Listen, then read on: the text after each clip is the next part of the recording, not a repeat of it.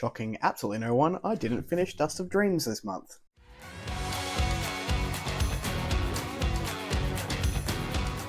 Hello everyone, welcome back to a fictional escapist. My name is Kris, and today's video is going to be a very quick December reading wrap-up.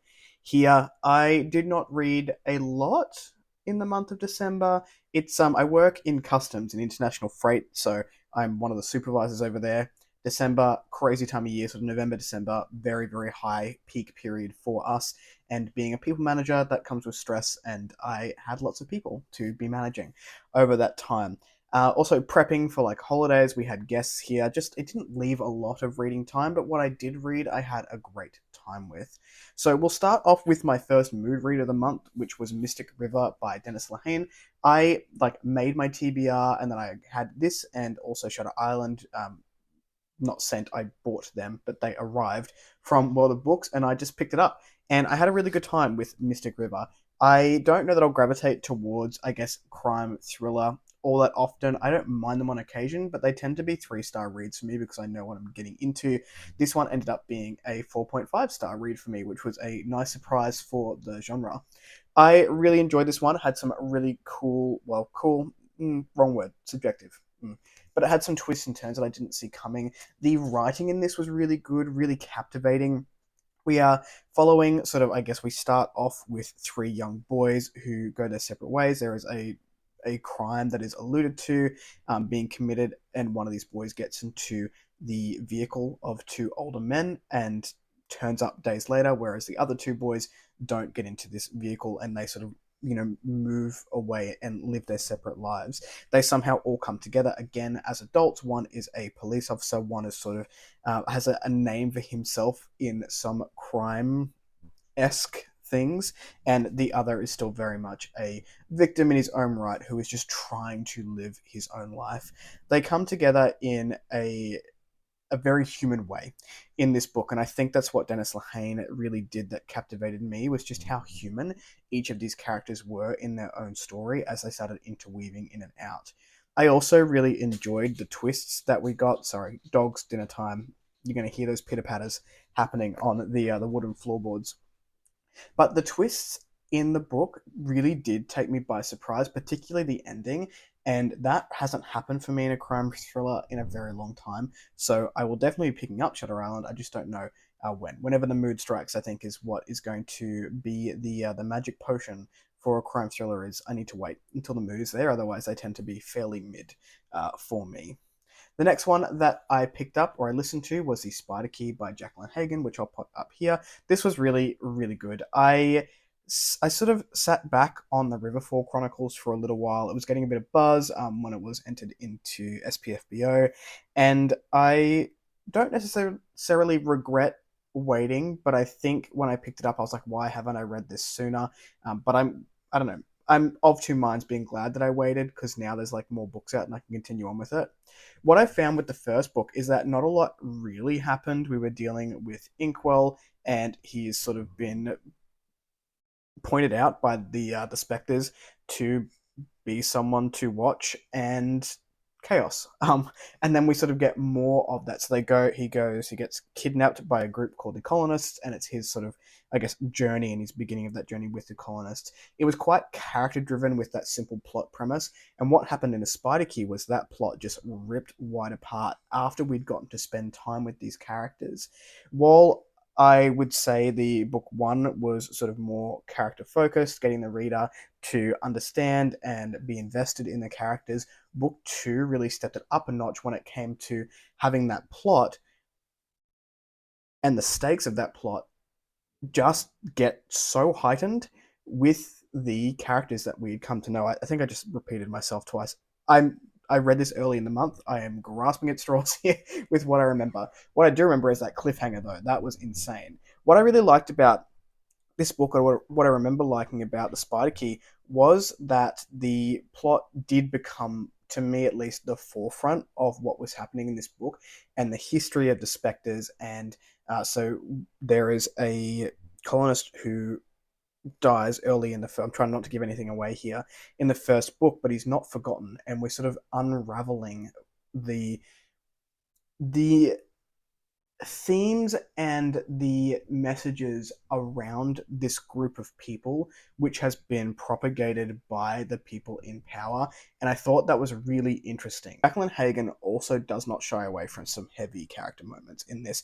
There were a couple of times, particularly with one character called Martin, where I had to sort of stop and think about the conversations that were being had in that particular scene because it was really heavy hitting and more of those, I guess, thematics of just being human and going through stuff and being able to come out of the other side of that, the devastation that some of those things can also just leave sitting in our guts. I thought it was done really well here. Those were some very rambly thoughts about the Spider Key. I don't know if I encapsulated anything there, but hopefully that's enough to go on if you haven't read the Riverfall Chronicles before. I give it a go, and the narration is like so good. Wayne Farrell does such a good job of the narration there. The next book I read was River of Stars by Lily Ann Crow. I read this one for the vlog earlier in the month. This was a fun second installment again of The Will of the Wayfinder, so this is another sequel that I've read this month. There's another sequel coming. It was a month of sequels. And it follows the same formula as book one, which is Dust of Dreams. Hang on. This is Dust of Dreams. So the other ones must be Dreams of Dust because it's the Dust Queen. I got them mixed up because I was reading them both in the same, well, the series and the whatever. This whole video is a mess. This whole wrap up is a mess. River of Stars, Lily and Crew. It followed the same formula as the first one. The first one's very much a travel fantasy where we're following Thaniel and he gets a group and he's a magical cartographer, which is sick. Like, what a cool power. And they go on this journey to find the Queen of Dust and whatever's happening there. In the second book, we are still very much following the Queen of Dust, but there is an event that happens at the end of the first book, which I won't go into detail of, that we are now needing to, again, travel to find the Queen of Dust to stop the big bad from happening. What I liked about this one is it had a lot of game mechanics for me. So Leslie in the Nerdy Narrative compared this to the Prince of Persia, and that's it. I can't give it more than that. It felt like one of those side scrollers where you had to like go and complete puzzles, and then sometimes when you completed the puzzle, that puzzle would get harder, and then you had to figure it out to get to the next step. And there was a few different things like that along the way. This is going to be for someone who likes a bit of world hopping as well. We're jumping in and out of the River of Stars, or Aaron Rule, I think is what it was called. Don't quote me on that. It was early December, where we're jumping into this area and we're traveling through this area which is like full of demons, full of these puzzles that we had to get through to be able to move out and warn this town or this city that the big bad was coming for them. Had a good time with it. Definitely not my last Leanne Crow. This series, again, very, very underrated.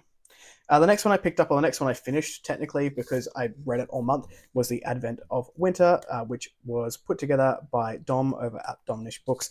Fantastic anthology, and I did wait to read it as an advent calendar, and it was such a cool experience. I can see myself reading this again in December as my advent calendar. I don't really love chocolate that much. Don't tell my wife, who is a chocoholic. I just buy it so that she can eat it. And I'm like, oh no, the advent calendar that I have, I didn't need it. Works every year. I think she knows by now that I just buy two so she can have two. Anyway, The Advent of Winter. This was full of some really excellent stories. It's an anthology, 24 stories, all fantasy writers. They were given the task of writing something wintry. Or, yeah, wintry. That's it. Those were the stakes. Fantasy, winter, go. Write for your life. What I loved about this is I found a couple of new authors that I really do want to check out. My favorite story in here was Soul Shard by Tiago Abdallah, who I have read before. It just reminded me that I need to get back to the Ashes of Averin series. But also T.L. Greycloak and H.L. Tinsley had some really fun stories in here. And then a couple of my favorites too. Tori Tekken, H.C. Newell, and L.L. McRae all had some really fun stories in here, and I enjoyed every one of them. There was only one or two where I was like, yeah, not really for my taste, but, you know, I can see that other people would enjoy them. Overall, I had a really good time with that. And the last one that I actually completed, so I'm still reading two books, or one book now. It's currently the 3rd of January at the time of filming. But the last book that I got in for the month of December was book 2 in the Paladins of the Harvest by Caden Love. And this was the Duet of Pernicious Eels. And this was so good. I really liked the first book, and I really liked that it gave me something I didn't know that I was looking for, and that was, I guess, some understanding of my own takes of religion and faith. This book again, so book one sets up the plot. There's some very original ideas in here, with organ harvesting being the center of magic. So children who are born with a third specific organ have that organ harvested at birth and put into adults called the endowed, who then get specific abilities on these organs from these children. There is a war against harvesting at the moment. So we are following a few different characters. I don't want to give names away because we get new characters. We see old characters from the first book as they build up in this war. Had some really interesting conversations about what why are we going to war, the beliefs, so that the two sides who are going to war, or sometimes multiple sides, not necessarily two, all think that they are doing the right thing. They all think they are following their belief. And again, it had some very interesting conversations about faith and belief, and can we be friends with, people who have different beliefs to us, or maybe don't even believe in anything, but are able to respect the choices of the other person. How far are we willing to go when something questions our belief and we are so, like, very solid in those views, and is doing the wrong thing right under the guise of, faith. And I just thought it was, again, very, very interesting, very thematically deep, while also being entertaining and just heavy hitting. Lots of heavy hitting stuff in that second book. Those are all the books that I completed in the month of December. I am still banging away over at Dust of Dreams. I am just over halfway at the 3rd of January, so I'm hoping I'll finish that one by the end of the month and move on to the last book. I also have since finished Last Rock by Phil Tucker, but I will wait till the next wrap up to talk about that one. I finished that one early in the month of January.